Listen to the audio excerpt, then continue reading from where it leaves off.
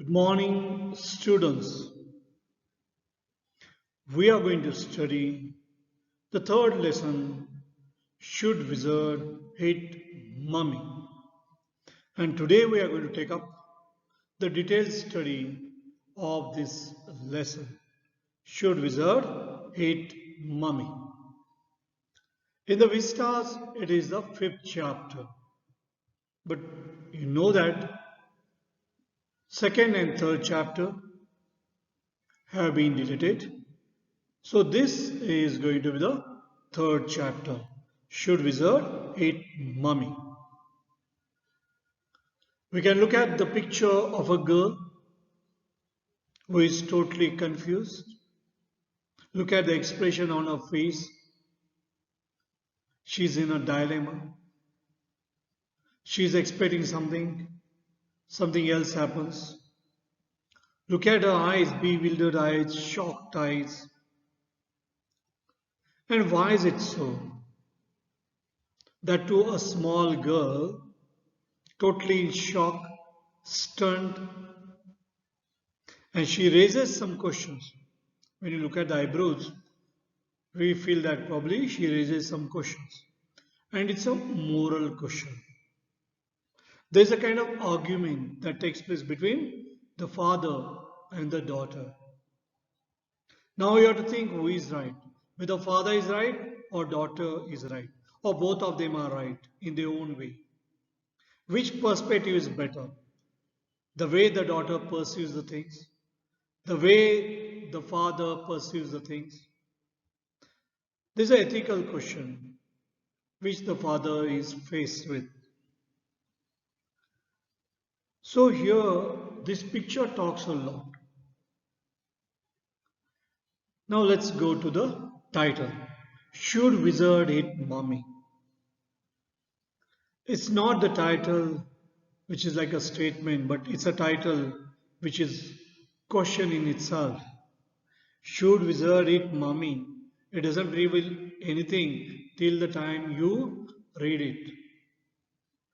Now, should Wizard Hate Mummy? Should, that itself tells whether the wizard should hate mummy, the question of morality. Whether mummy should hate wizard or should wizard hate mummy. That's the moral question. And that's the dilemma. So at the beginning only, he comes up with a question and we have to take up that question in the course of the discussion. And this story is written by John Updike, who is a very famous American writer. Before you read, there is a statement here. Here is a story about the worldview of a little child and the difficult moral question she raises during the story session with her father. So the father is telling the story. It's a bedtime story. You're all away in the house.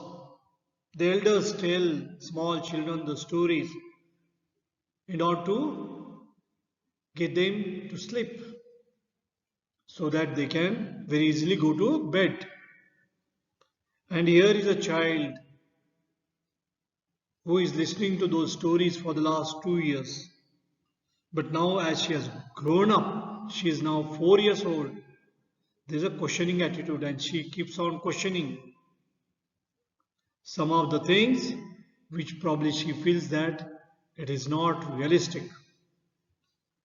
And here is a story about the worldview of a little child, the perception of the little child, how the little child views the things, and the difficult moral question which she raises during this moral story session. So let's go ahead with this story. Should Wizard Hate Mummy? Now let us start this story. In the evenings and for Saturday naps, like today's, Jack told his daughter Jo a story out of his head. Nap. Short sleep, particularly in the afternoon. You have siesta, short sleep. So here in the evenings and for Saturday naps like today's, Jack is telling his daughter a story. This custom of storytelling has begun when she was 2 years old, and now she is 4 years old. So nearly 2 years have passed. And when he has been telling the story for such a long time, he feels that as if his head is becoming empty. So many stories he has told.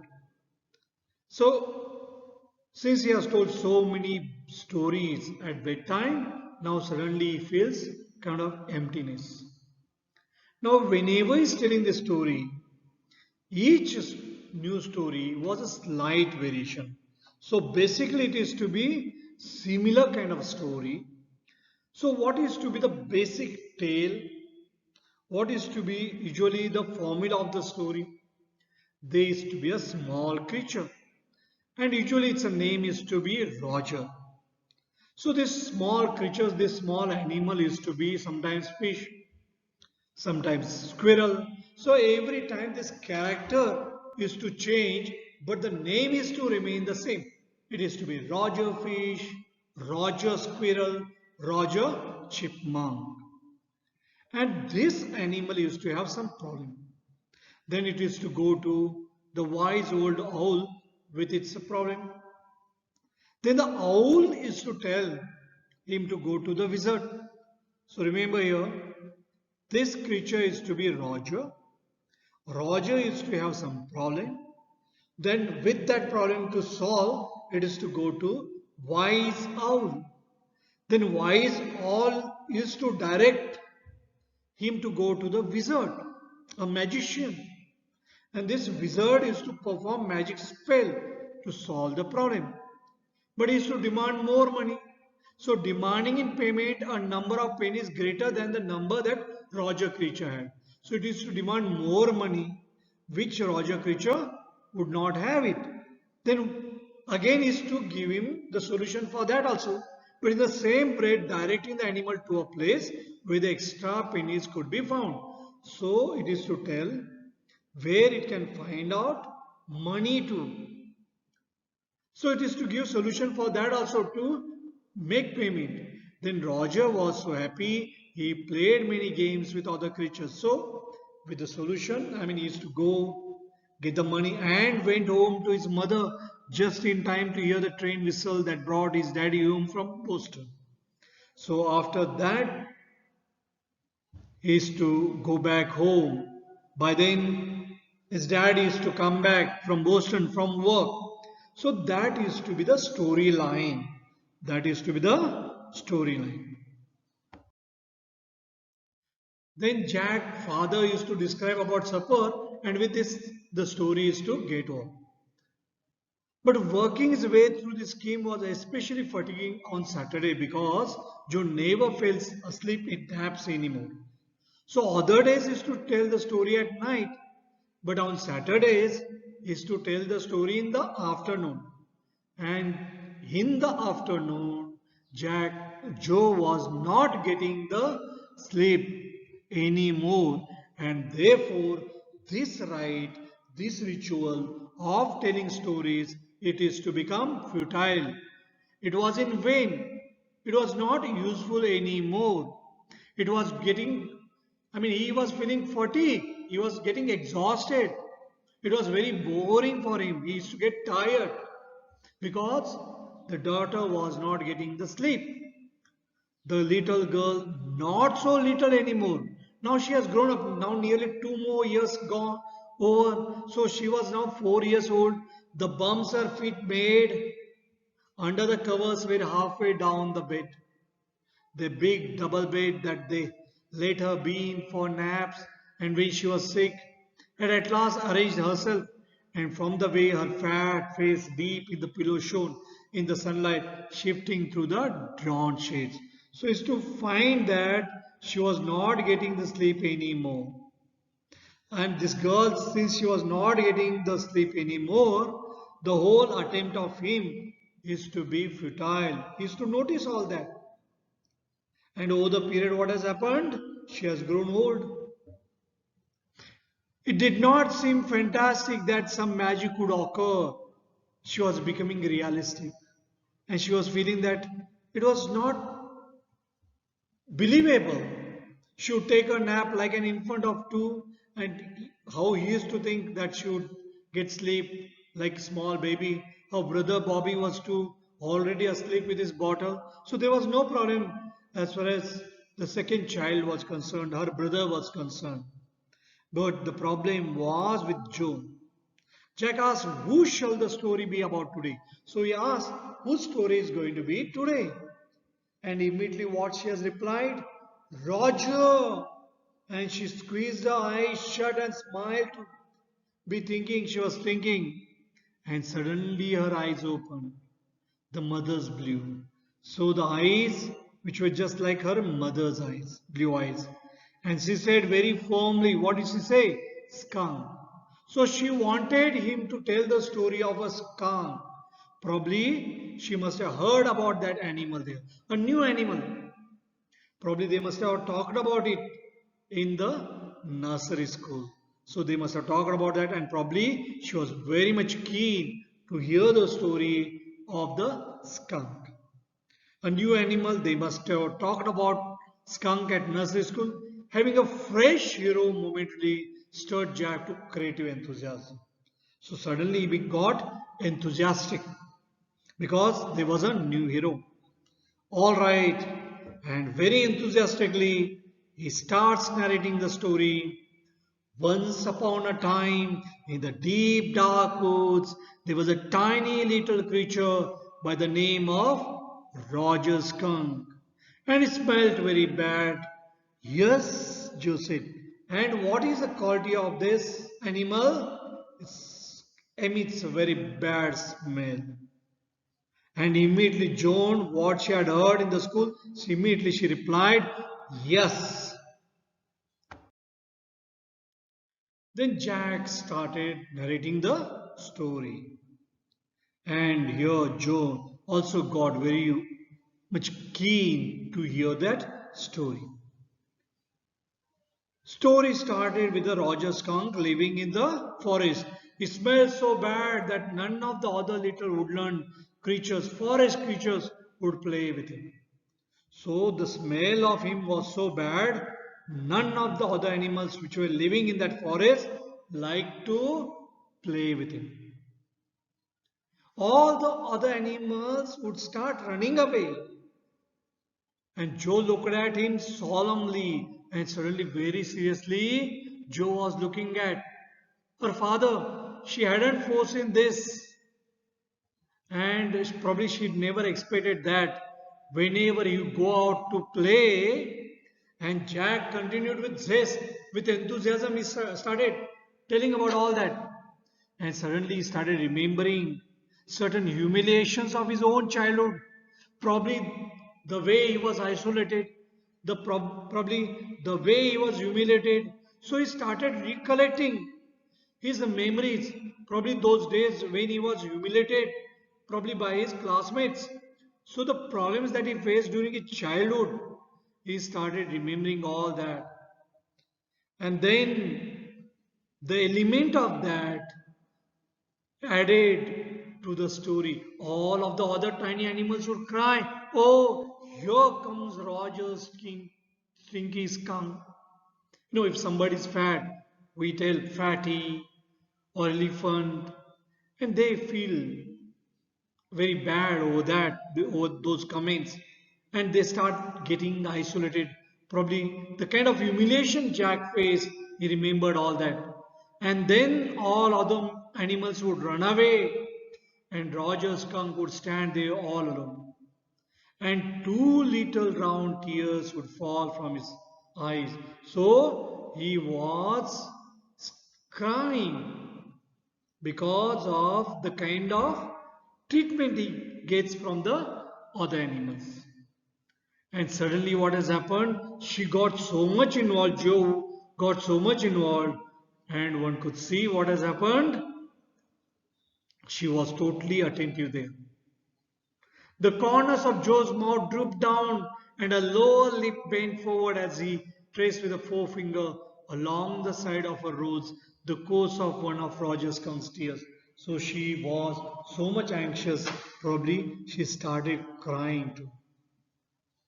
Won't he see the owl? She asked in a high and faintly roughened voice. Probably she was also facing the similar kind of situation there in the class, in a nursery class. And suddenly she asked, won't he see the owl? Sitting on the bed beside her, by the side of her, Jack felt the cover stuck as her legs switched tensely. So she was under tremendous tension. So she was intensely listening to the story and she was feeling very anxious as the story was developing. And he was pleased with this kind of development because she was paying full attention to its story. And here, when he was telling that story, he was feeling that he was telling something true, which comes close to reality. Something she must know that such kind of situation one may face, and had no wish to hurry on. So he was not interested to tell the story very fast. But suddenly downstairs a chair scraped. Chair was moving there downstairs. So his wife was pulling that chair. He realized he must get down to help Claire paint the living room woodwork. Usually this is the work of a man, and here his wife was doing that work. She was dragging that chair downstairs. Probably he should have gone downstairs and helped his wife while painting the living room woodwork. Well, he walked along very sadly. He continues the story. So there's a kind of flashback suddenly and came to a very big tree. And in the tip top, so on the tip of the top of the tree, there was an enormous wise old owl. So there was a very big wise old owl. Good. So she was very happy with this kind of development because the Raja has gone to owl. So definitely we'll find some solution for that. Mr. Owl, Roger Skunk said, all the other little animals run away from me because I smell so bad. So he goes and reports to Owl. So you do, the Owl said, you are smelling very bad. What can I do? Roger Skunk said, and he cried very hard. So he started crying. And immediately, very enthusiastically, Joe shouts. And what the wise owl would say, she knows, the wizard. And she suddenly sat right up. A little golden book spilled from the bed. And what has happened suddenly? The book probably she was reading, that has fallen down. Now Joe, Daddy is telling the story. Do you want to tell Daddy the story? No. You me? Then lie down and be sleepy. Then lie down, sleep, and be sleepy. Her head relapsed onto the pillow. Her head, so she has gone back and slept there, and she said, out of your head and let you continue the story. Let's now discuss what we have seen so far. On every evening and before nap time, on Saturdays, Jack is to narrate a bedtime story so that his daughter would go to sleep. This storytelling tradition began when Joe was 2 years old and now she was 4 years old. But as she is growing up, she does not fall asleep hearing the stories anymore. And Jack is feeling that he is running short of new ideas to tell the stories. Now Jack followed the same pattern almost every time when he was telling the story. So there is to be only a different animal every time, but its name is to be Roger, who always used to have some problem. And in order to solve that problem is to go to the wise owl, who used to suggest him or direct him to visit the wizard. The wizard used to solve the problem, but he used to demand the payment. and the payment is to be more than what the animal has. So since he does not have enough money, then again that wizard is to tell him where he can find the extra money.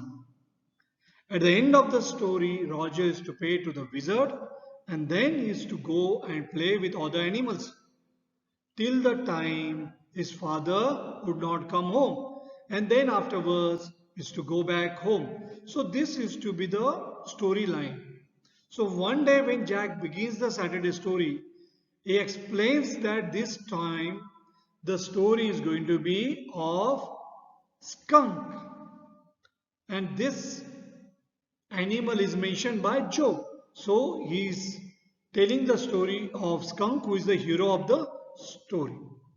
Inspired by Joe's suggestion and by his own memories of being bullied as a child, Jack cooks up a story about Roger Skunk, who smelled very bad that no one wanted to play with him.